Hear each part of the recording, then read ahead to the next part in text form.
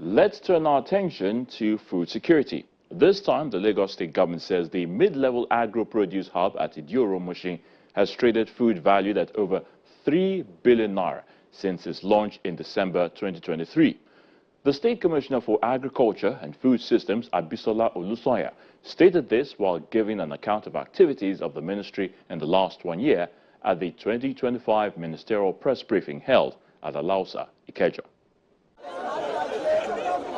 The drive towards ensuring food security in Lagos is one that the state government is passionate about and hopes to achieve with various initiatives, including the Eco rice being produced at the Lagos Rice Mill in Mota in the Ikorodu area of the state, Onje Eco Food Discount Markets, Lagos Agripreneurship Program, among other projects being supervised by the State Ministry of Agriculture and Food Systems.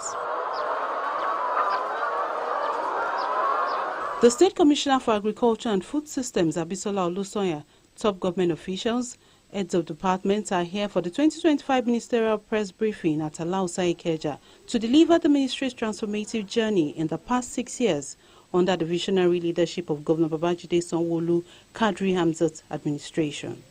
She highlights the steps taken by the government to achieve sustainable food system in Lagos State. Our mission has been very clear: to build a resilient, inclusive, and sustainable food system that ensures food security for all Lagosians. This mission is anchored on a four-pronged strategy. The first is domestic sufficiency, which is about enhancing local agricultural production by focusing on value chains where Lagos has a comparative and competitive advantage. And these are in poultry, fisheries, piggery, coconut, and horticulture. The second is in up-country partnerships, and this is about collaborating with other Nigerian states endowed with vast arable land and farming population to augment our food supply. The third strategy is on development of food storage and logistics capabilities, which is towards establishing infrastructure to reduce post-harvest losses, standardize food transportation, and ensure year-round food availability. And the fourth is the development of a market infrastructure and systems towards streamlining Lagos's role as a market city-state to facilitate efficient food distribution, leveraging our strategic location as a port city.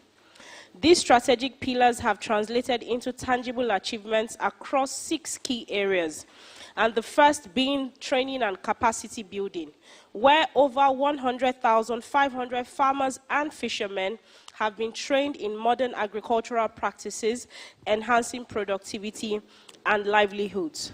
The second is in agricultural infrastructure development, and these are some of the things we have been able to achieve, which is the completion of the Lagos Rice Mill at Imota, which was commissioned in 2023.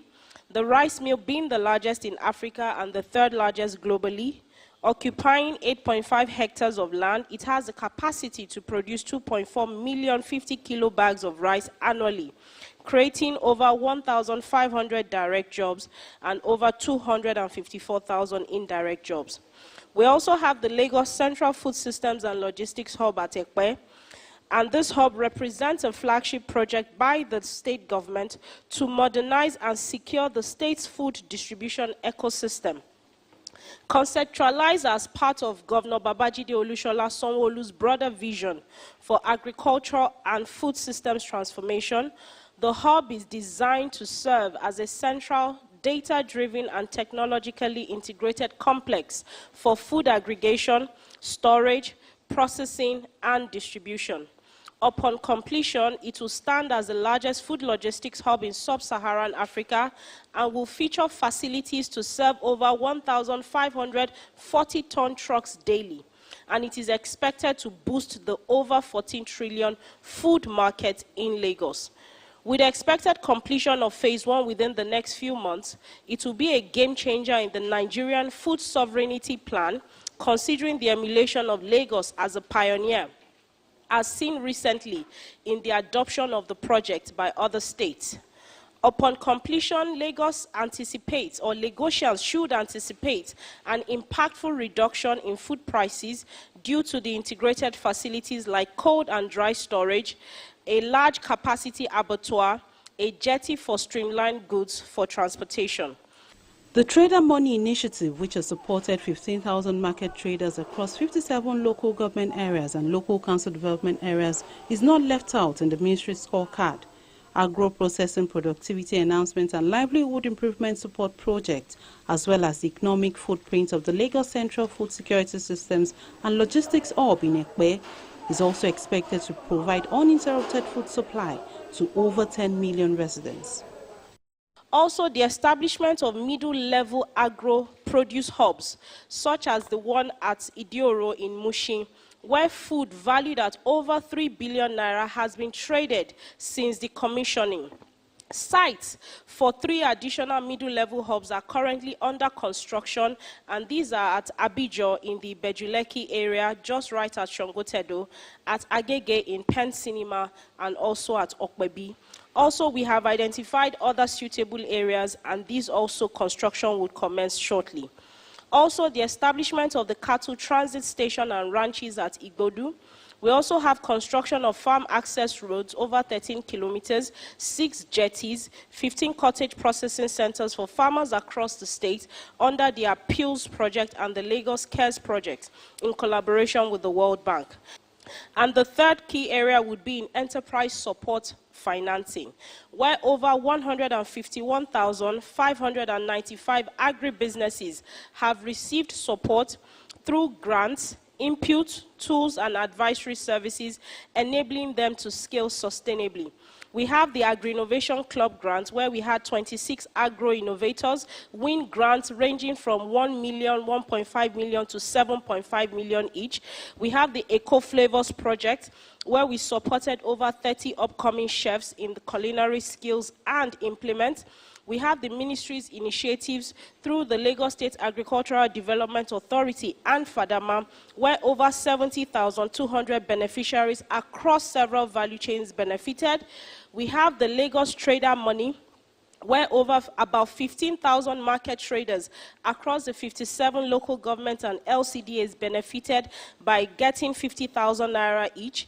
We have the Onje Eco Farmer Subsidy Program, where over 4,000 vendors, over 4,000 farmers actually benefited. We have the Onje Eco Food Discount Market vendors, where over 5,000 vendors participated across several months when we ran the program. We have the Lagos Agripreneurship Program, where over 1,200 beneficiaries have benefited in terms of enterprise financing. We have the Lagos Cares Project, where over 33,639 beneficiaries have been empowered. We have the Coconut Processing Training and Empowerment that has given grants to over 600 beneficiaries. We have Apiculture Training, which is beekeeping, where we have about 300 beneficiaries. We have the Rice Development Production, where over 1,300 beneficiaries have gotten grants. We have the Appeals Project, where about 17,000 beneficiaries were supported. We have the Red Meat Program, where about 3,000 beneficiaries have also received support. And in the Lagos Fresh Food Hub, where we have vendors that we have supported in over a year plus, about 600 of them. Under the Central Food Systems and Logistics Hub, the economic footprint of the hub is expected to generate over 5 million income opportunities across the agriculture and logistics value chains, from farmers to transporters to retailers to cold chain operators. It is guaranteed to supply uninterruptedly to over 10 million Lagos residents for at least 90 days during emergency or lean periods. It should reduce food transportation costs and post-harvest losses, which currently account for between 30% to 50% of total food losses in Nigeria, and it should contribute to a projected 30 to 50% reduction in food prices, especially for staples and perishables, through improved efficiency and lower waste. The strides made in the Ministry of Agriculture and Food Systems underscores government commitment in transforming the state agricultural landscape, and the authority assures the people that it remains steadfast in its journey towards sustainable food systems and economic prosperity.